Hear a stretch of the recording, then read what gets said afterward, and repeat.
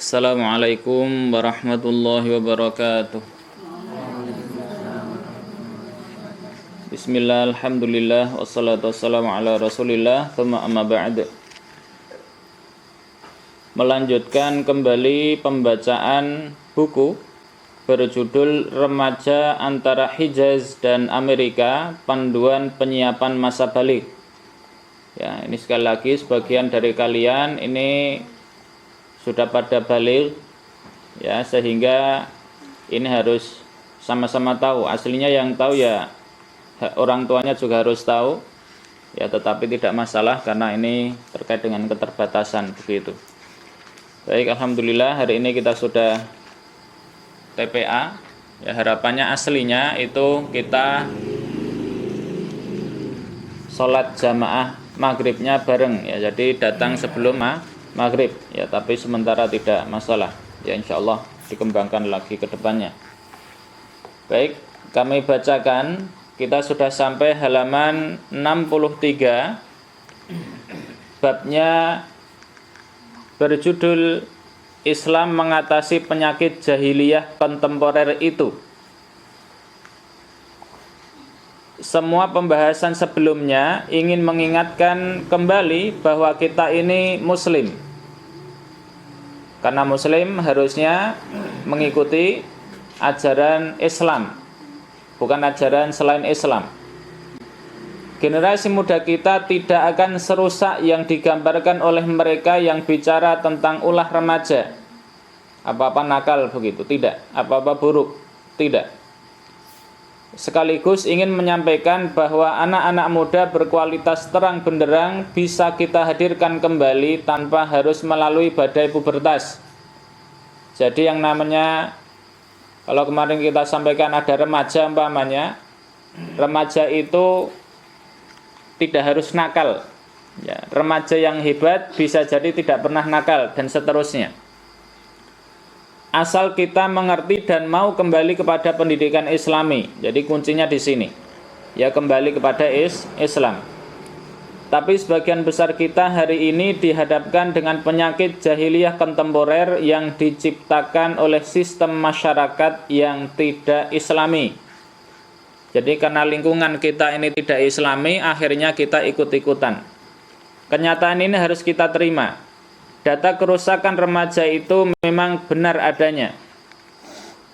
Kita tidak bisa menyalahkan zaman, karena era jahiliyah tak hanya ada di zaman kita ini, tetapi Rasul Sallallahu Alaihi Wasallam dan para sahabat radhiyallahu anhum yang hidup di zaman jahiliyah tetap bisa mendidik generasi muda mereka dengan baik. Itu hebat sekali.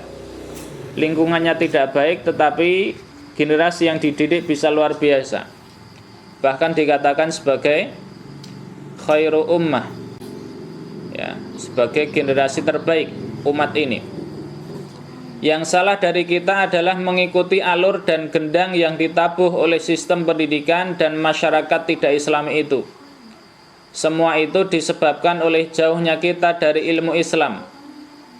Yang dibaca bisa jadi hanya komik, ya, persis kayak saya dulu, ya, tetapi sekarang sudah sadar, insyaallah. Atau mungkin novel, jarang membaca buku yang Islami, buku pendidikan yang Islami, buku psikologi dan yang Islami begitu. Kita tidak tahu harus berbuat apa dan tidak tahu harus memulai dari mana dengan urutan seperti apa. Ya. Kemudian subjudulnya, obat itu ada dalam diri mereka. Syekh Muhammad Qutb, salah seorang pakar pendidikan Islam, menyampaikan kritik-kritik terhadap pendidikan ala Yahudi hari ini. Ya, beliau menyampaikan jika fase al-murahaqah dan baligh terlihat kuat membahayakan dan menyulitkan, itu disebabkan oleh ledakan emosi dan fisik yang begitu besar. Keduanya muncul seakan meledak tiba-tiba, seperti banjir yang hampir menghancurkan titian atau jembatan. Kesadaran akan potensi tersebut bukan berarti mereka adalah sumber masalah, bukan sama sekali. Karena lihatlah selanjutnya kalimat beliau. Jadi beliau tidak sampai situ saja ya bicaranya. Beliau meneruskan, pada fase sedang meledaknya aliran dorongan seksual, meledak pula aliran ruhiyah yang sangat mengagumkan, transparan, jernih dan bercahaya.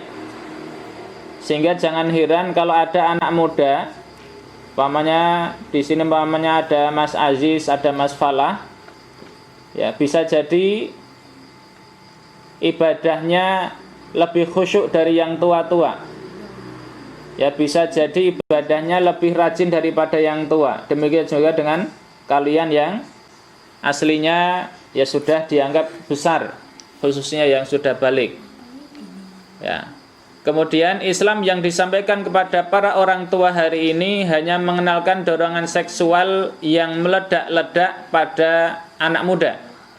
Tidak disampaikan bahwa sebenarnya kekuatan ruhiyah kebaikan juga sedang meledak luar biasa. Hal ini wajar terjadi pada ilmu non-muslim, karena memang mereka tidak pernah mengenal sisi ruhiyah, hati, dan iman. Makanya kami sampaikan dulu, ya teori-teori dari non-Islam biasanya kering. Ya kering dari nilai iman ruhiyah. Dalam Islam, usia muda yang memang merupakan usia meledaknya dorongan seksual, dan meledak pula kekuatan ruhiyah yang begitu mengagumkan, bahkan tidak bisa disaingi oleh generasi tua yang sudah berpengalaman dalam hidup. Ini yang kami sampaikan tadi. Bukankah di sini sangat nampak jelas Allah sebagai zat yang maha adil? Allah tidak mungkin melemparkan masalah besar seakan kiamat pada usia ini. Pada setiap jalan manusia telah dibentangkan dua pilihan. Ini harus kita perhatikan. Jadi jangan sampai dalam tanda kutip menyalahkan Allah ketika kita berbuat keburukan atau kondisi kita buruk. Ya.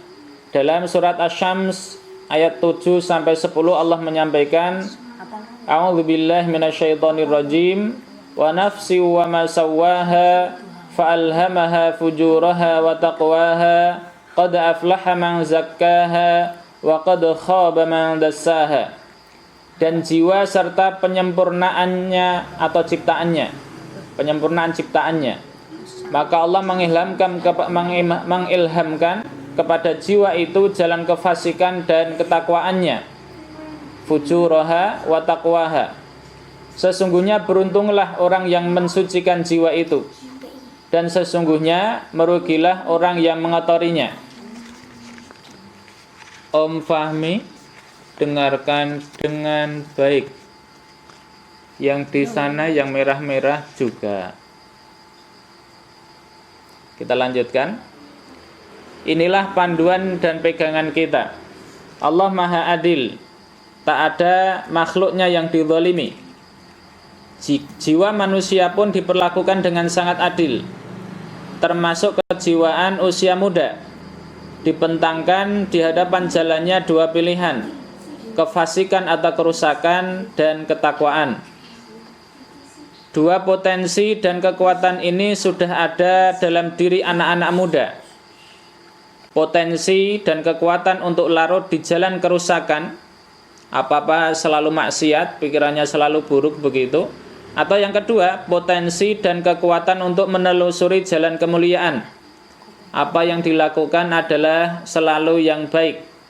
Yang dituntut adalah ilmu yang baik, sehingga menghadirkan kemuliaan di sisi manusia dan Allah Subhanahu wa ta'ala.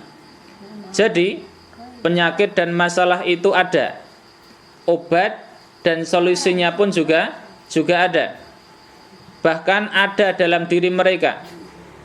Sebelum kita bicara tentang lingkungan di sekeliling kita, ya di sekeliling mereka, mereka mempunyai kekuatan untuk menyelesaikan dan mengobatinya langsung dari dalam diri mereka sendiri, sebelum kita bantu dari luar. Sungguh Allah Maha Adil.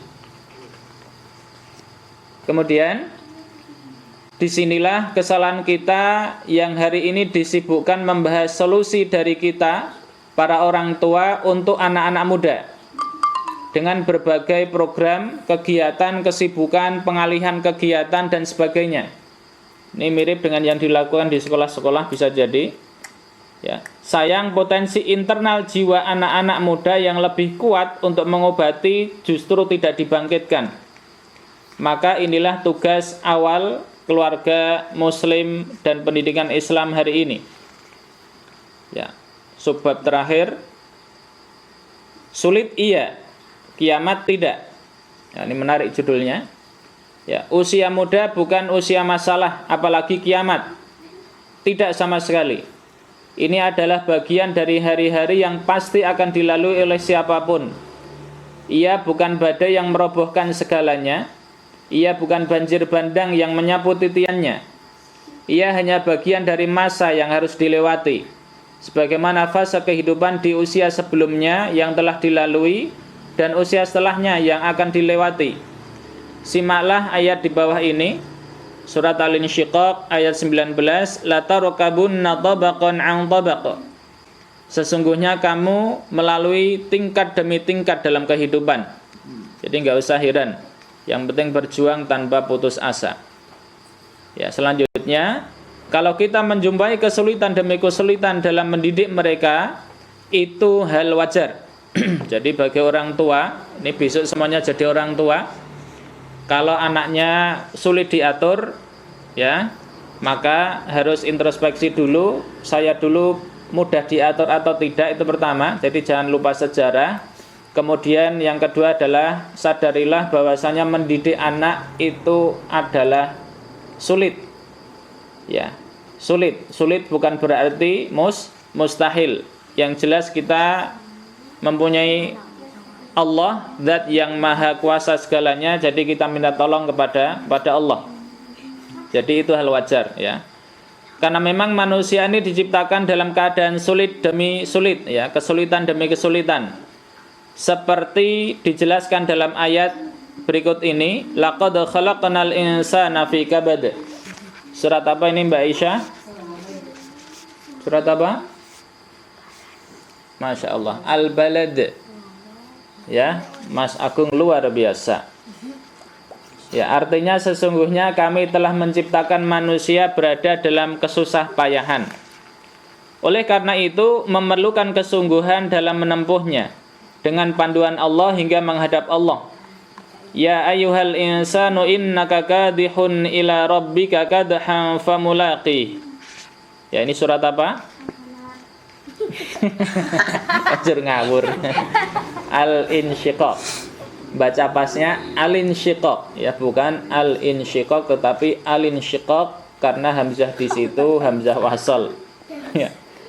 Hai manusia, sesungguhnya kamu telah bekerja dengan sungguh-sungguh menuju Tuhanmu, menuju Rabbmu, maka pasti kamu akan menemuinya. Jadi usia muda adalah bagian dari kesulitan yang harus dilalui oleh anak manusia. Dengan kesungguhan dan memasang motivasi bertemu Allah untuk mempertanggungjawabkan semuanya. Jadi supaya bisa semangat, baik orang tua maupun anaknya, motivasinya adalah iman kepada hari akhir, di mana hari akhir itu semuanya akan dipertanggungjawabkan. Kita nggak usah melihat yang buruk-buruk dari orang lain, karena memang pertanggungjawabannya dia sendiri. Kewajiban kita itu mengingatkan, ya, hidayah ada di tangan Allah Subhanahu wa Ta'ala. Ya, dan besok kita pun mempertanggungjawabkan perbuatan kita sendiri, sehingga dari sini ketika lingkungan kita buruk jangan sampai kita terpengaruh atau ikut-ikutan. Terakhir sekali, usia muda bukanlah masalah, ini penekanan lagi, apalagi kiamat, bukan sama sekali. Ya, mungkin itu. Ya, alhamdulillah kita sudah sampai halaman 67. Ya, untuk malam ini sengaja kami baca pendek, ya, maksudnya ini hanya 2 lembar saja, 2 lembar setengah. Tapi kalau pagi insya Allah kita akan lebih perbanyak, karena memang insya Allah lebih kondusif, ya, tidak capek. Ya, mungkin itu dari kami. Nakhtim, subhanakallahumma bihamdik, asyhadu an la ilaha illa ant, astaghfiruka wa atubu ilaik. Allahumma iyyaka na'budu wa iyyaka nasta'in, fahdina siratal mustaqim. Terakhir sekali, mari kita praktekkan doa yang tadi 3 kali. 1, 2, 3. Allahumma atini afdhala ma tu'ti ibadakas salihin. Allahumma atini afdhala ma tu'ti ibadakas salihin. Allahumma atini afdhala ma tu'ti ibadakas salihin. Sekali lagi, itu doa ketika kita masuk ke shaf ketika sholat. Artinya insyaallah kita sampaikan dan seterusnya. Mohon dipraktekkan. Ya. Wa akhiran, assalamualaikum warahmatullahi wabarakatuh.